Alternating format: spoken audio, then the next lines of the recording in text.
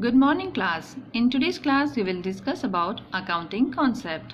In general sense, what is concept? Concepts are general notion or ideas. I have already written down the 10 concepts of accounting: entity concept, cost concept, accrual concept, matching concept, dual aspect concept, going concern concept, money measure concept, realization concept, accounting period concept, and 10th is balance sheet equation concept. अब दूसरी book में आपके 12 concept दे रखे हैं, जिसमें 11th number का concept है matching concept of income and expenditure and the 12th number is convention of observance of law. So let us explain. I'm going to explain of all of. First concept is entity concept. Entity यानी कि आपकी अस्तित्व संबंधी अवधारणा. अस्तित्व. अब अस्तित्व कैसे होगा? देखो, लेखा शास्त्र जो है आपका, अकाउंटिंग है, ठीक है, अकाउंटेंसी, उसकी सबसे इम्पॉर्टेंट और प्रमुख धारणा है कि व्यवसायी संस्था का अस्तित्व उसके स्वामी से अलग है. ठीक है, ये तो है आपकी अकॉर्डिंग टू द अकाउंटेंसी. पर वैधानिक दृष्टिकोण से, ठीक है, वैधानिक दृष्टिकोण से एक कंपनी या सहकारी समिति के रूप में संगठित व्यवसायिक संस्था का ही अस्तित्व उसके स्वामियों से अलग माना जाता है. सोल प्रोप्राइटरशिप एकल व्यवसायी या साझेदारी फर्म का नहीं. इट मीन्स वैधानिक दृष्टिकोण से एक कंपनी और एक सहकारी समिति, ठीक है, आपकी कोऑपरेटिव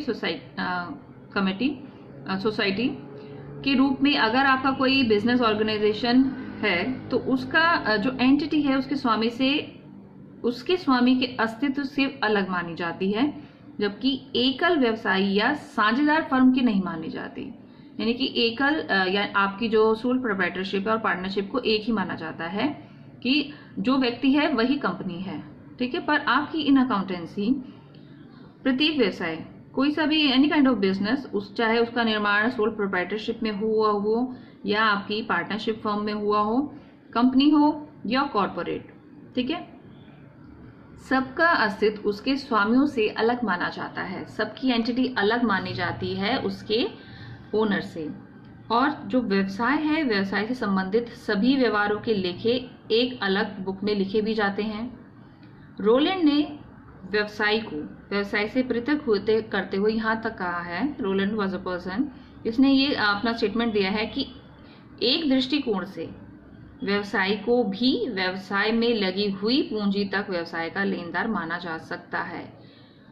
इट मीन्स रोलैंड कहता है कि भले ही कंपनी का ओनर है, उसको चाहे वो अपनी पूंजी लगा रहा है, अपनी शेयर कैपिटल लगा रहा है, ठीक है, कैपिटल लगा रहा है, पर उसको भी व्यवसाय के लिए एक क्रेडिटर माना जा सकता है. क्यों? क्योंकि वो अपनी कैपिटल तो लगा रहा है, पैसा तो दे रहा है व्यवसाय को काम करने के लिए. तो ये थी हमारी फर्स्ट एंटिटी कॉन्सेप्ट. फिर सेकेंड है हमारी कॉस्ट कॉन्सेप्ट, क्रय मूल्य संबंधी अवधारणा. ठीक है, अब अकाउंटिंग की एक प्रमुख धारणा यह है, देखो सारी की सारी अवधारणाएं आपकी अकाउंटिंग की है, इसमें आप किसी को भी ऐसा वेटेज नहीं दे सकते कि कौन सी ज्यादा इंपॉर्टेंट है, सारी ही आपकी इंपॉर्टेंट कॉन्सेप्ट हैं. इस कॉस्ट कॉन्सेप्ट के अकॉर्डिंग क्या किया जाता है कि व्यवसाय में, बिजनेस में खरीदी गई संपत्तियों का लेखा उसी मूल्य पर किया जाएगा जिस मूल्य पर वो क्रय की गई है. ठीक है, हम अपनी एसेट्स को उन्हीं वैल्यू पर अपनी बुक्स में लिखेंगे जिस प्राइस पर हमने उनको खरीदा हुआ है. और आपके प्रीसीडिंग ईयर में, आगामी वर्षों में भी इन संपत्तियों के संबंध में लेखांकन का आधार क्रय मूल्य ही रहेगा. यानी कि जिस रेट पर आपने उसको खरीदा है, आगे आने वाले सालों में भी आप उसको उसी रेट पर ही लिखते हो ना. आप कैसे करते हो? जैसे आप डेप्रिसिएशन लगाते जाते हो, अपना जो भी आपका स्ट्रेट लाइन या डिमिनिशिंग मेथड है वो लगाते जाते हो, और जिस प्राइस पे आपने किसी एसेट को खरीदा हुआ होगा उस एसेट पर आप उसको खरीदते हुए रहते हो. ठीक है, अब क्या किया जाएगा इसमें कि आगामी वर्षों में, ये बता दिया आपको कि उनका जो क्रय मूल्य है यानी कॉस्ट है वो सेम ही रहती है, और जो डेप्रिसिएशन की कैलकुलेशन करते हो वो भी इसी रेट पर ही करते हो। Just suppose take an example कि एक बिल्डिंग है, बिल्डिंग खरीदी आपने सपोज 5 लाख की, और अगले साल, ठीक है, नेक्स्ट ईयर आप बुक्स में उस बिल्डिंग को 5 लाख के जो आपका कॉस्ट प्राइस था उस पर ही लिखते हो, और उससे ही रिलेटेड जो प्राइस है वो अपनी बैलेंस शीट में लिखते हो आफ्टर डिडक्टिंग द डेप्रिसिएशन। ठीक है, अब ये वैसे तो यही अपनाया जाता है क्योंकि आपका जो कॉन्सेप्ट है वो यही कहता है, पर एक कॉन्ट्ररी बात ये भी है कि क्रय मूल्य संबंधी अवधारणा का प्रभाव उस अवस्था में असंगत होता है। मतलब द कंडीशन, ये क्या कंडीशन बेस्ड है कि आपकी कंडीशन क्या है, किस अवस्था में असंगत प्रतीत होगा ये। ठीक है, कब ये अच्छा एप्लीकेबल नहीं लगेगा, जब आपकी जो परचेज एसेट्स है उसके रेट में कालांतर में काफी वृद्धि हो जाती है, यानी after a long period of a time आपकी जो एसेट्स है उसमें काफी फ्लक्चुएशन हो जाता है ड्यू टू टाइम। सपोज आपने यही एग्जांपल ले लेते हैं, सपोज कोई लैंड है आपने खरीद ली, अब आप 20 सालों बाद उसका रेट का वैल्यू एप्रिशिएट हो जाएगी बिकॉज इट इज लैंड। और इसी तरह अगर आप कोई मशीनरी है 20 साल बाद उस मशीन की वैल्यू को 20 साल बाद भी हम उसी कॉस्ट प्राइस पे दिखाना हमारे लिए ठीक होगा? नहीं हो सकता होगा। क्यों? क्योंकि 20 साल बाद उस मशीन का रेट बढ़ गया होगा, उसकी क्वालिटी में फर्क आया होगा। तो कुछ सिचुएशन ऐसी हैं जहां पर ये चीज एप्लीकेबल नहीं लगती है कि अपनी एसेट्स को हम कॉस्ट के ऊपर ही, यानी कि क्रय मूल्य पर ही उसको रिकॉर्ड में रखेंगे। फिर भी क्या किया जाता है कि एसेट्स को आप जब बुक्स में लिखते हो तो उसको वही कॉस्ट प्राइस पे दिखाते हो। तो ऐसी सिचुएशन में जो आपकी बैलेंस शीट है वो आपके बिजनेस की एक्चुअल फाइनेंशियल पोजीशन को शो नहीं कर पाएगी। अब यही कारण था जो कि एक डिबेट का सब्जेक्ट बन गया कि आपकी एसेट्स को आपकी अकाउंटिंग बुक्स में हिस्टोरिकल कॉस्ट पर दिखाया जाए या फिर उसकी करंट कॉस्ट पर दिखाया जाए। क्लियर है? फिर उसके बाद है, इसी में कॉस्ट कॉन्सेप्ट में है कि संपत्तियों को, एसेट्स को उनके कॉस्ट पर दिखाने की जो पद्धति है, ठीक है, यानी कि जो फिनोमिना, ये जो चला आया ट्रेंड, वो कब स्टार्ट हुआ था? 1945 से पहले तक तो बहुत अच्छा रिजल्ट देती थी ये, उससे पहले अच्छी थी। इससे पहले क्या होता था, इस वर्ष के पूर्व यानी कि बिफोर 1945 लैंड के अलावा अन्य संपत्तियों के मूल्यों में साधारण वृद्धि हुई, बहुत नॉमिनल सी इंक्रीमेंट होता है एसेट्स में लैंड को छोड़कर। और इस मेथड के थ्रू जो आपके अकाउंटेंट थे उस टाइम पर, उन्होंने एसेट्स को क्रय मूल्य पर दिखाने के नियम को बदलना उचित समझा कि बदल देना चाहिए। पर after 1945 all around the world, सभी विश्व भर में सभी वस्तुओं और संपत्तियों के मूल्यों में बहुत ज़्यादा वृद्धि हो गई। देखिए 1945 से पहले, इंडिया के लिए तो आज़ादी से पहले के साल हो गए, तो उस टाइम इतनी ज़्यादा किसी रेट्स में या लैंड में, बिल्डिंग में बहुत ज़्यादा फ्लक्चुएशन नहीं होते थे। पर आज़ादी के बाद और ऐसे ही और विश्व भर में भी इसी तरह का क्रांतियाँ हुई, और उस टाइम पर क्या हुआ कि सब कुछ बदल गया। ठीक है, चीज़ों के रेट बढ़ने लग गए। अब क्या हुआ उससे, जब चीज़ों के, संपत्तियों के, वस्तुओं के, एसेट्स के रेट बढ़ने लग गए तो विश्व के अधिकांश क्षेत्र वो किससे ग्रसित हो गए? मुद्रास्फीति से। ठीक है, अब मुद्रास्फीति वही कि चीज़ों के रेट बढ़ रहे हैं, घट रहे हैं, ठीक है ना, एक रिसेशन आ गया है, बहुत सारी चीज़ें हैं। फिर उसमें जो अकाउंटेंट है वो रियलाइज़ करने लग गए कि हिस्टोरिकल कॉस्ट मेथड पर आप जो अपनी एसेट्स को रिकॉर्ड करते हो उन्हें प्रेजेंट, जो आपकी करंट कॉस्ट है, उसी पर ही दिखाया जाना चाहिए। पर उसका रिजल्ट क्या रहा कि अभी भी जो वर्ल्ड के अधिकांश, मैक्सिमम जो अकाउंटेंट हैं या लेखा शास्त्री हैं, वो एसेट्स को क्रय मूल्य पर ही, यानी कि उनके कॉस्ट प्राइस पर ही अपनी बुक्स में और फाइनेंशियल स्टेटमेंट में दिखाने का ही एटीट्यूड अभी भी अपना रहे हैं। ठीक है, क्योंकि वो रियलाइज करते हैं कि एसेट्स का एक्चुअल प्राइस यानी कि प्रेजेंट वैल्यू आप फाइंड आउट करना थोड़ा हार्ड होता है, बहुत कठिन होता है, और स्पेशली ऐसी एसेट्स का जिन पर डेप्रिसिएशन लगाया जा चुका है। ये भी रियलाइज किया गया कि टेक्निक काफ़ी बदल गई है, ठीक है, उसमें बहुत ज़्यादा प्रगति हुई है, और इसी बेस पर जो आपकी ओल्ड एसेट्स हैं, ठीक है, ओल्ड एसेट्स का स्पेशली मशीनों का वही मॉडल अब बनना बंद हो गया। ये आप भी जानते हो बहुत अच्छी तरह कि आज से 10-20 साल पहले जो चीज़ मिलती थी एज अ मशीनरी वो अब नहीं मिलती है, ठीक है ना। तो इसलिए उनका अब present current cost find out करना मुश्किल हो गया है। अगर मुद्रास्फीति के फलस्वरूप जो भी मूल्य में वृद्धि हुई है, सपोज अगर कोई मॉनेटरी फ्लक्चुएशन के कारण अगर कोई मनी में जो एसेट उसके रेट में कोई इंक्रीमेंट होता है तो उसको इंडेक्सेस की सहायता से प्रकट किया जाए, तो उसमें भी बहुत ज़्यादा समस्या आती हैं। तो फिर क्वेश्चन ये रेज होता है कि क्या एसेट्स को मूल्य के यानी कि क्या एसेट्स के मूल्य को कंट्री के इंडेक्स के आधार पर परिवर्तित किया जाए या आपके मूल्य परिवर्तन के लिए प्रत्येक कंपनी अपने स्वयं के सूचकांक तैयार करे, यानी कि हर एक कंपनी अपना खुद का एक इंडेक्स तैयार करे। और ये सारे जो क्वेश्चंस हैं वो एक सेटिस्फैक्टरी कोई रिजल्ट उपलब्ध नहीं करा पा रहे हैं। तो इन्हीं सभी कठिनाइयों को देखते हुए जो मैक्सिमम जो आपके अकाउंटेंट हैं सभी कंट्रीज में, उन्होंने अभी भी एसेट्स को हिस्टोरिकल कॉस्ट पर अर्थात संपत्ति के क्रय मूल्य पर दिखाने के ही पक्ष में है। अब आपको रीजन पता लग गया कॉन्सेप्ट, कॉस्ट कॉन्सेप्ट का, कि देखिए जो हम कर रहे हैं वो ठीक है, पर ठीक क्यों है, क्योंकि उसके पीछे कुछ रीजन रहा है कि बहुत सारी समस्याएं आती हैं कि अब इसको कैसे किया जाए।